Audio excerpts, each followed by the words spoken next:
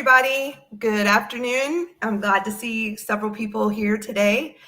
We have some people from Utah, New York, Canada, and my partner in crime today, Krista. We are both in beautiful Florida, South Florida, and we just said that we were outside today having coffee and lunch. So sorry about that, but we just want to get your blood warmed up and ready to be with us today. Oh, a Minnesota popped in too, so I hope you're not too freezing up there. But I want to introduce myself, and we're going to start talking about how to disaster-proof your memories. So being in Florida, like I just said, we've had some experience with that in the last few years with some hurricanes. So Krista and I are both excited to share with you today about how we can help you. So again, I'm Kristen Goodman. I live in beautiful Naples, Florida. I'm a certified photo manager with the Photo Managers. And in the picture is my daughter, Madison, who's also certified and works full-time for me. We do everything from photo scanning to photo book design, VHS tape conversion, anything to help you with your photos and memories. Madison and I love to help people do that. So I'm going to pass it over to my friend, Krista K, and I'm going to let her introduce herself. Hi, Kristen. So good to see you. So excited to be doing this program with you today. Kristen and I talk all the time about everything photo organizing. So the fact that we get to have a conversation and share some insights with everybody, super excited about it.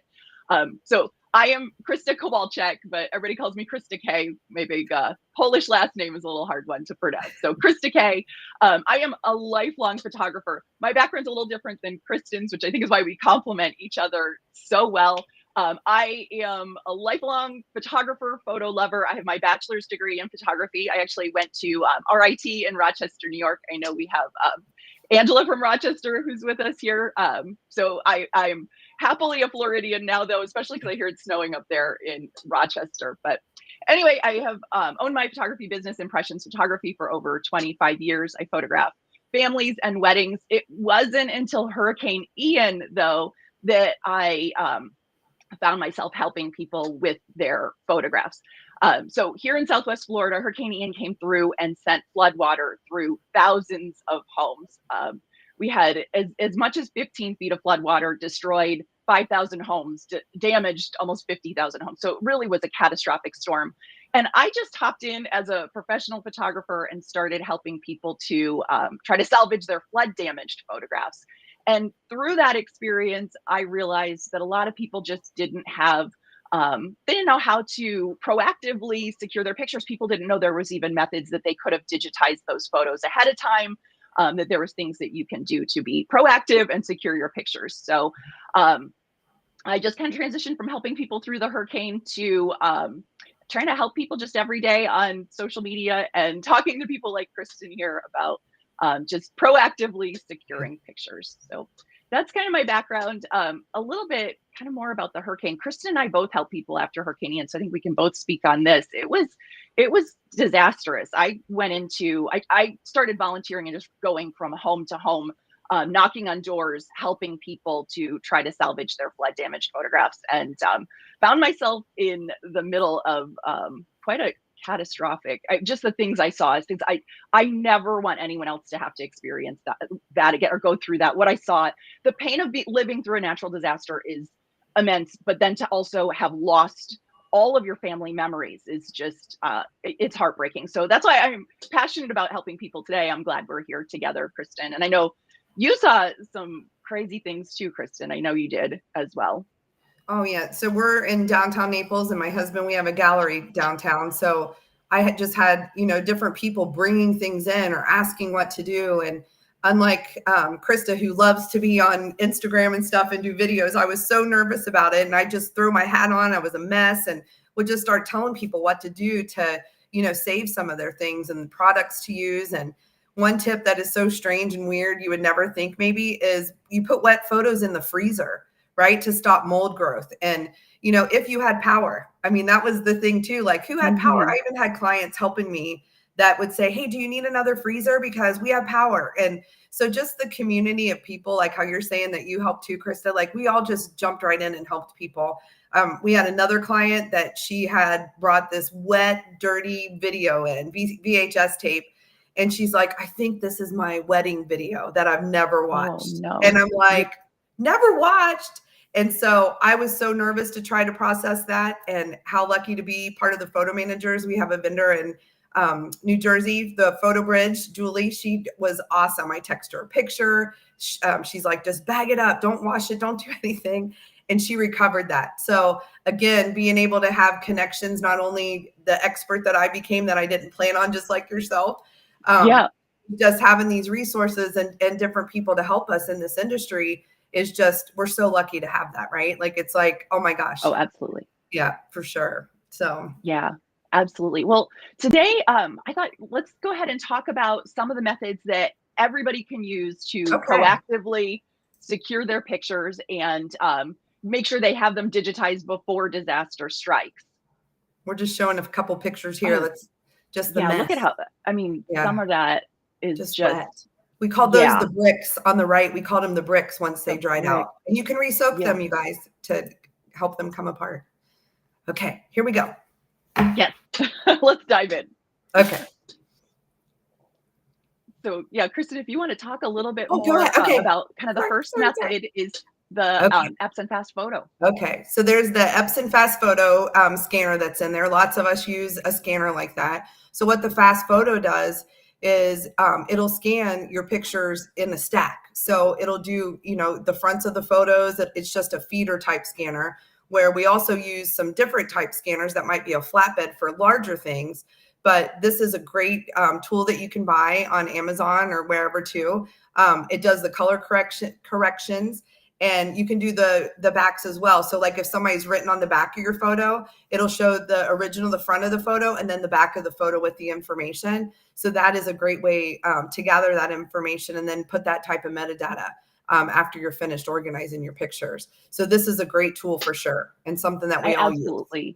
I absolutely love this scanner. I don't know about you, Kristen, but I actually think it's fun to use. I enjoy scanning pictures with it. I do too. Isn't it? It's really fun. I mean, you zip them through so fast. You can immediately have a stack of 30 pictures on your computer, on your phone. I just love that it's so quick, and that you can take old memories like this old wedding photo and be texting it to somebody like so quickly. I really love this scanner. And the color correction, really look how awesome. The color correction is like, that's the part, like you go, you almost catch your breath when you see it, like, oh my gosh, it looks so good. So yeah. I found when I started using it, I had some old college photos of mine from like the 90s. And I would have told you, just glancing at them as a professional photographer, I thought the colors aren't bad. I mean, they're pretty good. After I scanned them, it made them more vibrant. It really did. It even enhances more recent, like the 90s, the early 2000s, those photos too, not just 60s and 70s where the colors were obviously faded, but even more recent photos. I'm like, sometimes I'm like, wow, that's even better.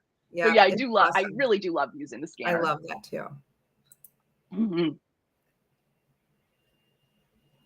And then also we mentioned the flatbed scanner. So you can see in these pictures here, it's a whole photo album there. So you can lay that whole page on a scanner when we talk about flatbed, and it'll scan the entire page.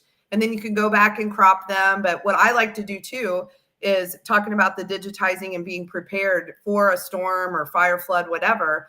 I like to take some of the albums to digitize the digital copy, and then dispose of the print copy. I know I probably should say that, but it's wonderful to be able to do things like that to make multiple copies for families.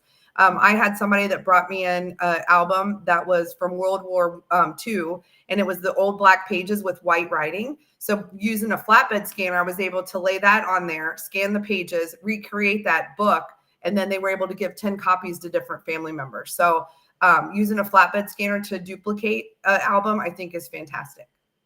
Yeah, absolutely. Yeah, I've used it too for when I have things that are too, like just old like those old board photos that are just a little bit too thick.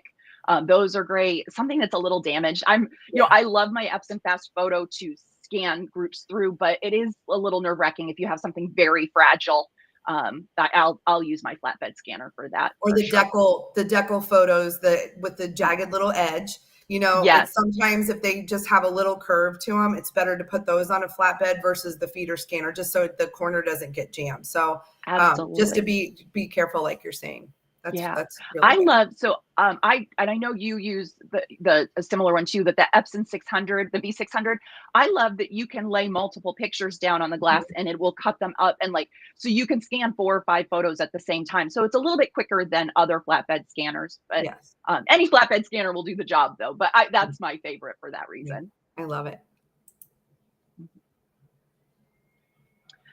PhotoMine. I love PhotoMine. So downloading a phone app is just such an easy way to get a quick photo. And the one thing I will say about this is it's not going to be as high of a quality as that the feeder scan, the Epson fast photo or the any flatbed scanner. That's going to give you a higher quality.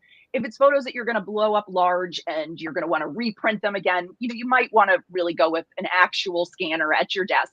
But Yes. the PhotoMine app has so many uses that it's still a good scan of a photo, but you can get it so quickly on the go. I actually was just visiting a friend. I was in upstate New York visiting an old college friend, and she pulled out some old photos, and I didn't have a scanner with me. I opened up the app and PhotoMine. It quickly let me get a scan of each photo. It's correcting the pictures, it's cropping the pictures just right, and then it even has colorizing for old black and whites if you have something like this. So there's so many times that I think this app is just so handy to have.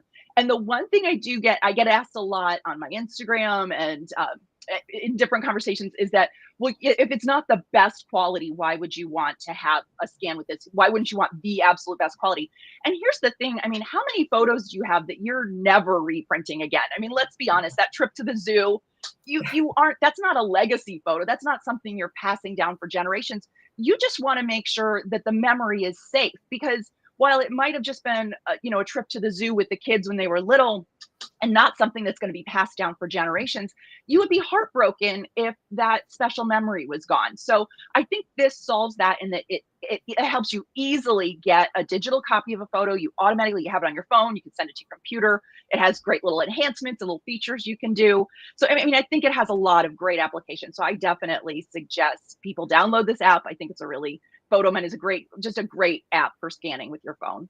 And going back to us with the hurricane, I think when we were cleaning up and trying to help people and stuff too, people are such in a shambles and you just don't know what to do. And some things we're just not even sure, should we save it? So just snapping that, and we needed to throw it away because it might have already been moldy or whatever, but that's their only memory, So I think PhotoMine is a great thing for that too, just because, like just to have it Yeah. like you're saying. Yeah, absolutely. I absolutely agree.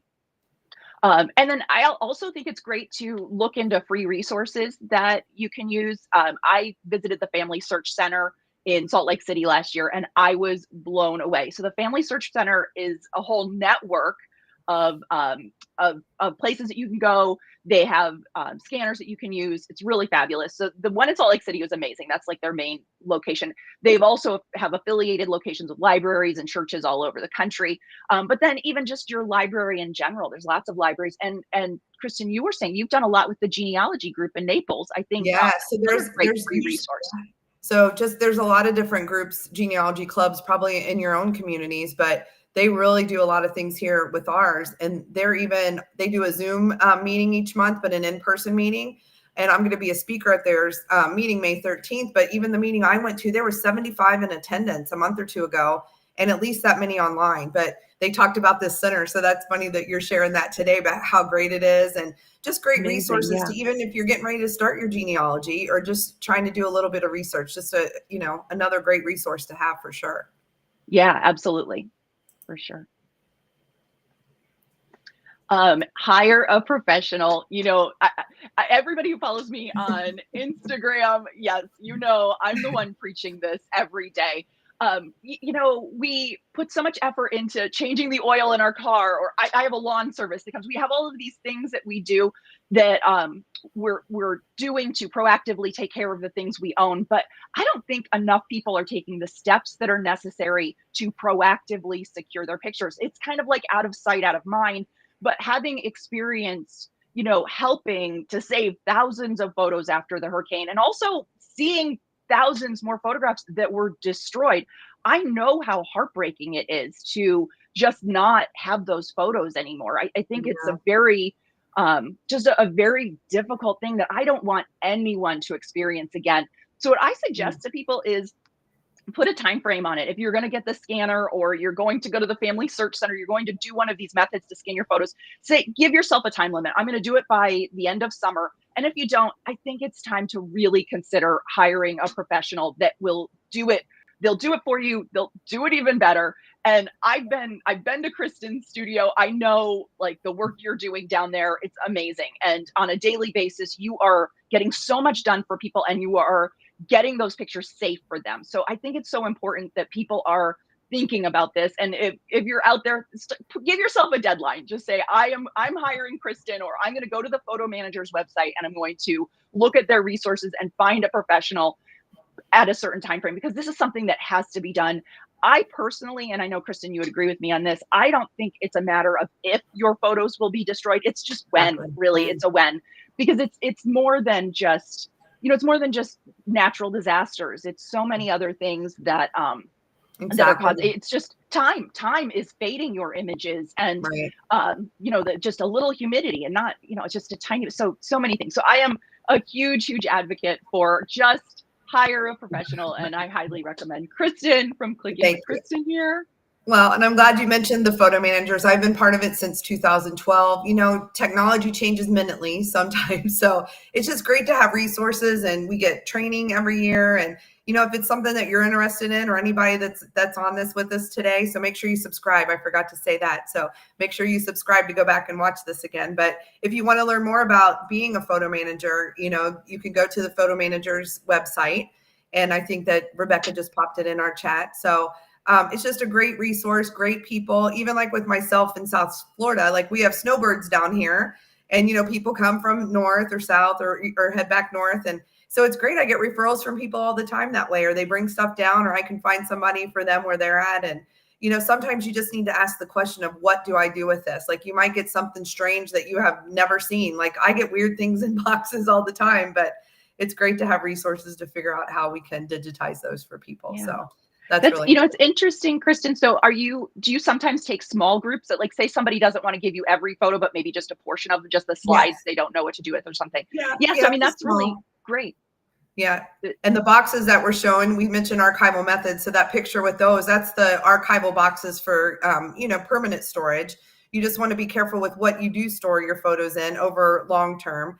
And so I sell those boxes if people want to DIY and do it themselves, or they just want to meet with me, just to say, what do I do with this? Like, I always try to give people a little bit of homework if they want to, help with their stuff too.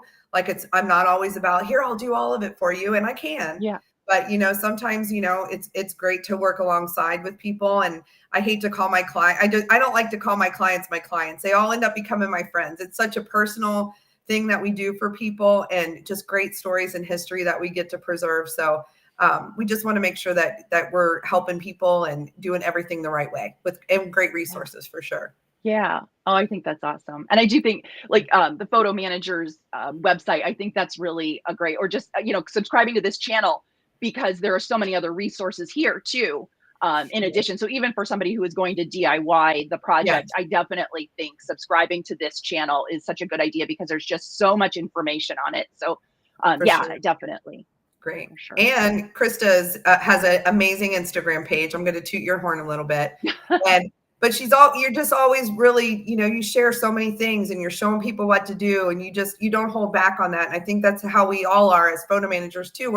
We're helpers. Like, we just want people to know, like, we're just trying to get the word out of what you can do with your things and save your memories before something happens. So I hate to keep saying it's almost hurricane season, but I just get nervous now, right? Like, I'm glad we're doing this in March, because we do Save Your Photos Month usually in September. So I'm just glad that people are on today and hopefully heeding the warning and just thinking about their things. And you don't have to keep everything. I always try to teach people, keep what tells your story. You don't need to keep every little thing, so I think we just have to remember that. And we got our archival methods picture up here again, but they do have storage for things too. So you can see that as well. So yeah, I love, and that's the one thing to think about, is that it's not always, it's not always a natural disaster that destroys pictures. Like I was saying, it was time, it's, light, it's all of the things, and having archival quality places to store your photographs is a huge, I think that's very important too, especially for those old photos that you want to make sure you're able to pass down for generations. I think that's great. And Archival Methods is great. Their website is filled with all of the best tools and things that you need to store your photos. So I really definitely suggest everybody check that out too. And we'll share they have a PDF of their catalog too, we'll be able to share. So we'll make sure that we post that. But mentioning that too about storage, you know, I always say too, and you have to have your photos and your memorabilia. It needs to live where you live. You know, like we talk about humidity, you know, and somebody might say, you know, my stuff's in a storage unit. My first thing is I say an air conditioned storage unit, because, you know, you get nervous, or you have the basement up north, and it's just that damp and musty stuff. Like we just need to be careful with our things. So just remember, it likes to live where you live, inside your house, in a closet, or wherever. So. I'm actually helping somebody right now who had boxes of photos in a storage unit, and Hurricane Milton came through, and just floodwater went through their storage unit. And, you know, it just, had they even just been stored differently, it might have been a different story. So we're doing the best we can to try to save them, but it's much better. It's just better to be proactive and not have to wait until to try to fix the problem. For sure. So, but let's talk about something exciting about Krista with all this. She did not plan for this to happen, but this is wonderful. So go ahead and share about Beyond the Storm, Krista. Yes. So Beyond the Storm is my book. It comes out in June. I actually just started taking notes as I was helping people, as I was going into these homes and helping people after Hurricane Ian. I just started jotting down notes, almost like a diary, I guess I'd say. And then after I started looking at it and thinking like, oh, well, if they had just done this differently in this situation, or had this happened differently. And so I just decided to turn those notes and my thoughts into an entire book. And that's a QR code for it. It's in pre-sale right now, but it's called Beyond the Storm. It's half memoir of just the crazy things I saw after Hurricane Ian. Some of it, I mean, it was hard to write about. It's very difficult to even talk about, again, the really devastating situations that I walked into. And so it's really half the memoir of that time, but the other half is just tons of information, lists and resources for how anybody could prevent any kind of disaster. And it's anything from, you know, securing your print photos to securing your digital photos, securing your phone full of pictures. So I kind of cover the whole thing to, it's a half inspiration to make you understand how important it is to get on these projects to make sure your photos are safe, and then have the tools you need to make that happen. So that's Beyond the Storm. And then I also have the QR code up here for my free photo resource guide. As Kristen said on my Instagram, I just love doing little tests and buying different products and testing them out and all this stuff. And I just took everything I've done for the past 2 years and I put it into one list. And I think it's like 60 different items, everything from I bought 20 different picture frames from Amazon and compared them. So I did all of these different tests. I ordered photo prints from 11 photo labs. But I ordered the same print and had them compared. So I did a lot of tests like that. And then I put it all into one guide. So that's my free photo resource guide. And that QR code will take you there. Or my website, which is thekristak.com. That has all of my links on there too. That's awesome. So much good stuff. I love that. And then we're going to have a book signing in June at our gallery when it comes out. So it comes out June 3rd. So get excited, everybody. Yes, June 3rd. And I'm excited to do that with you, Kristen. I'm very excited. Thank you. Too. So, and then this is Madison and I. So we're about finished with our slides. So we're just saying, how can we help you? So that links you, my QR code links you to all of our social media and information. That's my Popple. It's a digital business card. But I know Rebecca's been watching our questions over here. So we're going to have the Q&A portion, because I know that there's lots of good things in there. And it was great being on here with you today, Krista. That was so good. Yeah, you too. And we're just happy to help. And again, don't forget to subscribe to this and go back to some of the other things that they've shared before. And then we go through the 27th. Every day there's something happening. I think tomorrow is actually scanning, like using scanners. So a demo for that. So yeah, I'm really excited to follow along this week, because I think just the content that's planned for this week is just fabulous. So I'm excited to be following on. And this is such a great and such an important event. So I'm just super excited and happy the photo managers are putting this on. We're glad to be here. So yeah. So do you get good results with the Epson is our first question. I've read some reviews that it was leaving lines. Could that be a user error? So I think you have to clean your scanner often. So what do you use to clean your scanner? Krista, when you use yours? Like, what are you using to So clean? I have the lint-free cloth, and then I will actually put a little rubbing alcohol on it, Okay. which I'm not. Yeah, so I use the just a little bit of rubbing alcohol, and I'll give it away every now and then. I will go over it frequently with the lint-free cloth though. Yeah. See, this And is I what I think there's have. The Epsom cleaner, okay. the cloth right Ah, here. So there is an oh, Epsom nice. clean. You can get a cleaning kit. So I've used that before.